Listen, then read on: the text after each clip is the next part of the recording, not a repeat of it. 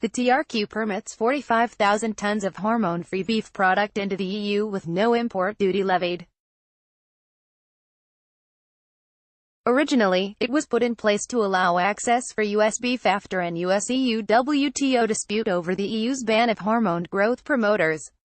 Over time, other countries, primarily Argentina, Uruguay, and Australia, have exported to the EU under this quota. The US has voiced strong discomfort with this, indicating that it could impose other trade restrictions on EU products. The EU will therefore enter into negotiations with the US, and the other interested countries, seeking to ring-fence an amount, reportedly 35,000 tons, exclusively for US beef.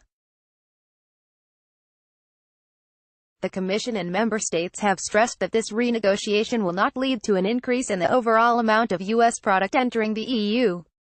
The talks can begin once this mandate is agreed at political level by EU trade ministers. UK farming unions call for access to UAN fertilizer to remain open. UK farming unions called upon the European Commission to not impose new anti-dumping duties on imports of urea ammonium nitrate (UAN) from the US, Russia and Trinidad and Tobago at a hearing last week in Brussels.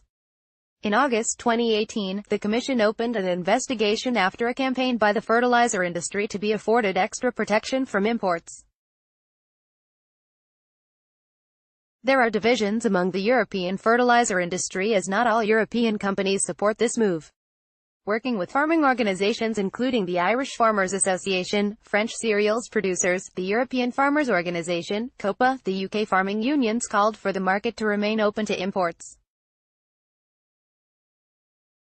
The Commission has just 8 months to consider both sides' views and come to a decision under the EU's new trade defence instrument rules. Unfair trading practices proposal goes before Agriculture Committee this Monday evening. The European Parliament's Committee on Agriculture and Rural Development will vote in Strasbourg on Italian MEP Paolo De Castro's EU Socialist Party proposal on unfair trading practices in business-to-business relationships in the food supply chain. The file was brought forward by the Commission in April 2018 with the aim of prohibiting certain practices that are considered to be unfair to suppliers and to put them at a disadvantage in the food supply chain.